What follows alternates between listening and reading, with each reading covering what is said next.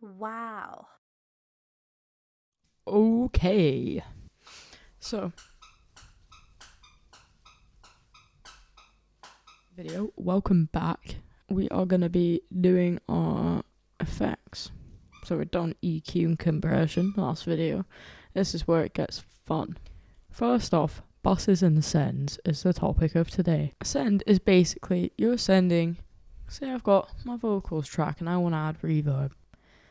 If you just add reverb onto the track itself, like you do with the EQ and compression, you have very limited control over it. That's where bus sends come in. Because if you instead of putting it on the track, you send it to an aux channel that's got the reverb on it, you can adjust the volume of the reverb on that track and you have way more control over it. Oi, Pepper! She's trying to chew my cushion. Okay. We're no longer chewing the cushion. That's the topic of today's video, and we're just going to get into it. So we'll start with drums. So I'm going to turn that off, and I'm going to turn this into a new bus. So I'm going to ignore all of what that is, because that's just random shit. Aux 8. We're going to rename this drums verb. And so if you open this, this is your tracks window, and this is where you can see all of them. So you can see that's my one that I've just created. So this is super useful because it allows you to see everything. I don't use it as much as I should. I'm going to add my Space Designer because I love myself a little bit of Space Designer. So if we go into reverb, add that. Now, when you turn, so if you option and click on that, it will put it on. Right, so that's, you need to turn this up in order to hear what's going on this. And it kind of gives you two levels of control because you can adjust the volume through here and you can adjust the volume on the slider here of the actual channel. So as you can see, the first thing I do is I turn the pre-delay off because it's drums. Now your pre-delay is like a little bit of pre-reverb. So it kind of slightly offsets your track. And so for drums, you want it bang on the beat. So we're not going to mess with that. And now,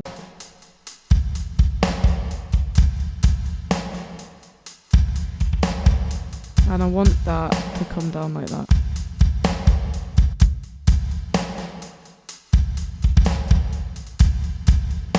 And obviously that's way too much. So we're just going to turn it down through here. This is also really good because you can use the same, you can send everything kind of to the same bus. So that's great because it means that you've got the exact same reverb on a lot of things, just maybe at different levels, and it means that nothing's clashing.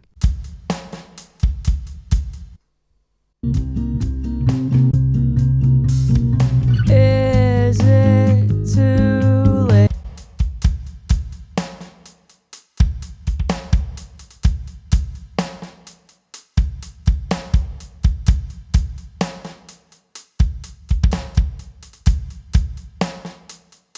I'm actually going to shorten the tail on this because for drums I kind of want it.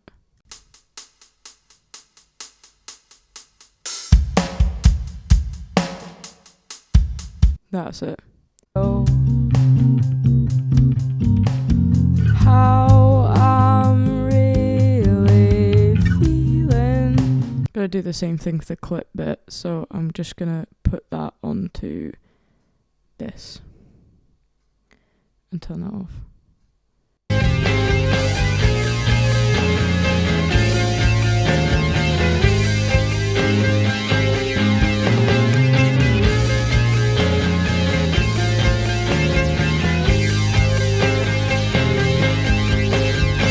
So, pretty groovy.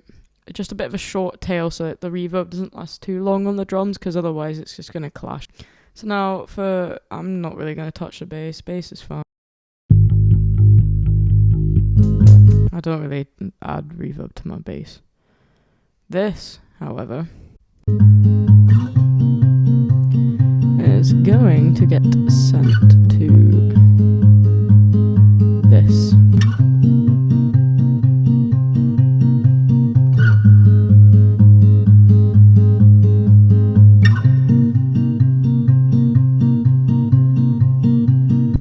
Wait, I'm gonna set it on this.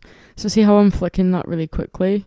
I'm just pressing option and then I'm pressing on it and it kind of set. That's kind of like pretty much for everything. So like that option click brings that up.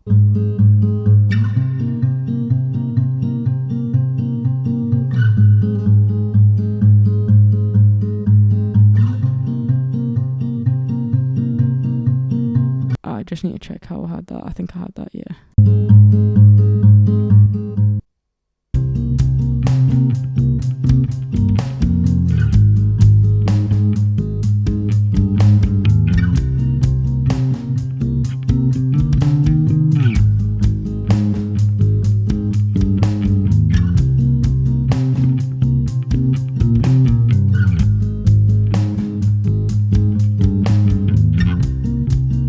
What I'm doing there is I'm basically just listening to it and seeing how much reverb's on it and just adjusting it while it's like you like to get it kind of how you want it and then listen to it with the track as well, because otherwise it's gonna get crazy.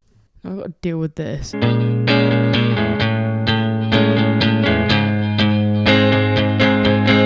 Don't want too much on this guitar because I'm gonna save it. I want more reverb on the lead and I don't want it to sound weird.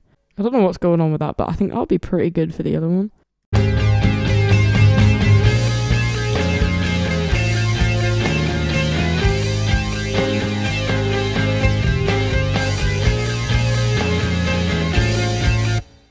So now the sound, it's starting to sound a bit more wet, which is what we want. It's a very wet song.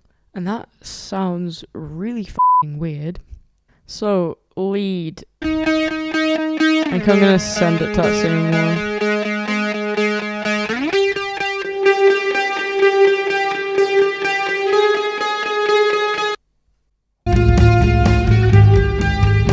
It kinda sounds good with a ton of reverb on it, I can't lie.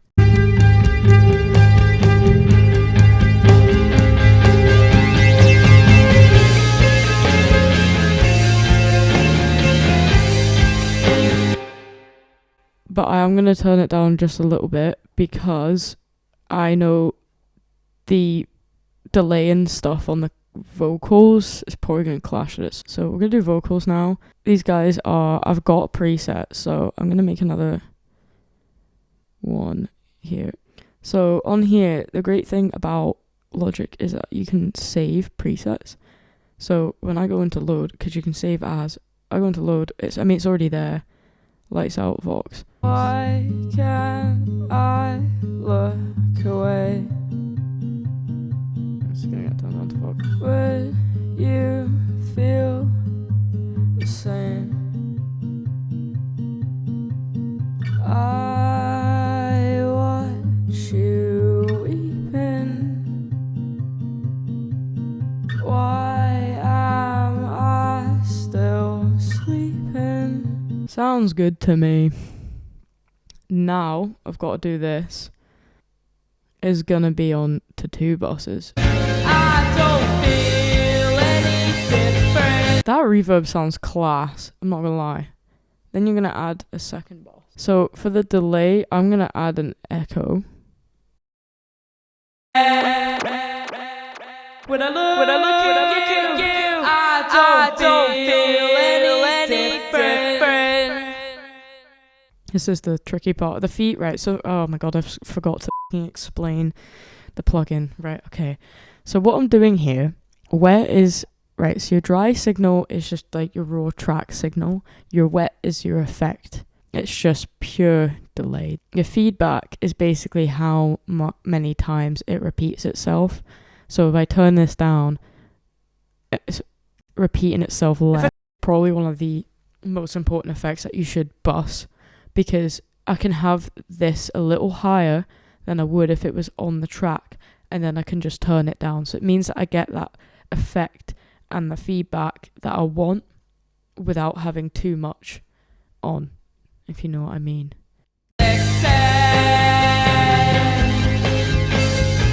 When I look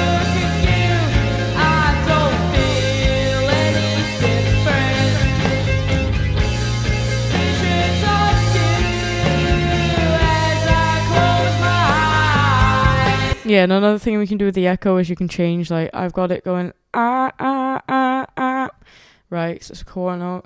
Change that eighth note to be like, Color, whether it's warmer, harsher, and how much of the signal you want through. That's why I like to put it, like, really wet, and then I'll boss it and adjust that level accordingly. That's kind of, I'm kind of happy with that, because I really like my tracks kind of reverby and spacey. Okay, next order of business is automation. So when you press A, you get this. Now this is a gold mine. It allows you to automate your effects. So when you come in here and you click down here, you can basically automate all of the effects that you've got going on in your track. Volume is the one that I abuse the most, as well as panning. Basically, I'm going to do some volume automation. The first thing I know that needs to be automated is these two tracks here. So I'm going to start with the electric. So when you click on this little line, it brings up the volume. And so I want this to slowly fade in. At the start, if you zoom in, that. Wait, yeah. So when you click, you click on it and it creates a dot. I'm going to call it a dot. And I am going to, now, because it's got one at the start, I'm just going to drag that. Oh, fuck. No, I'm not. I'm going to leave that. Then I'm going to create another one basically where I want it to be. So what you can do with this now is if you drag this one down, it's going to mean that it's going to gradually increase. But I'm going to do it in a way that I want it to slowly come in here. Then when you get to this bit, it starts like a really harsh, like just getting right up to that level. So I'm going to put another dot here. Basically, I'm going to drag this one down to like there. And then drag that one down to the bottom. And now I'm going to listen to this. I don't want it buried anymore. I'm exploding through the walls. Where's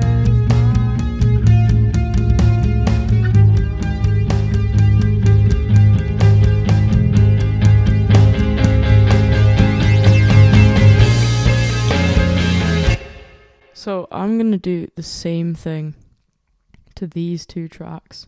Basically, to copy and paste your automation, you're just going to drag like that.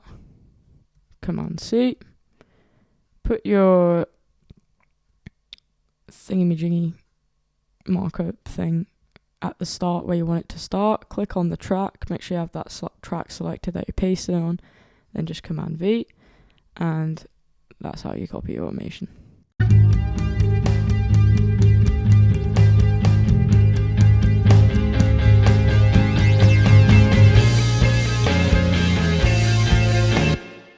And I'm going to do the same for the drums because the drums get significantly louder. So just to make it sound like a less harsh of a transition. Nice. So that's pretty much the automation that I'm going to do. It's just mainly volume. Right, and if I press A again, that goes away. But yeah, that's basically it. That's pretty much it. You can mess around like with binaural panning. So if you right click here,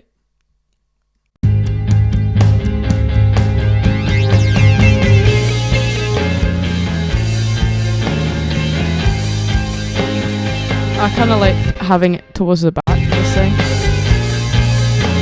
And it means that you can hear it, but it's like in the back. It's cool. Okay, so that's pretty much it. This is only really like a rough demo. If I was going to record this to be releasable, first thing I would do is record the drums on the acoustic kit.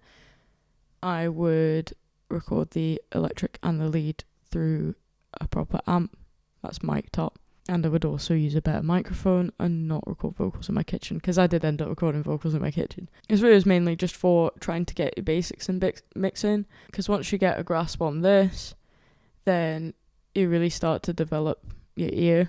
I hope you enjoyed these videos as much as I enjoyed making them. That's it.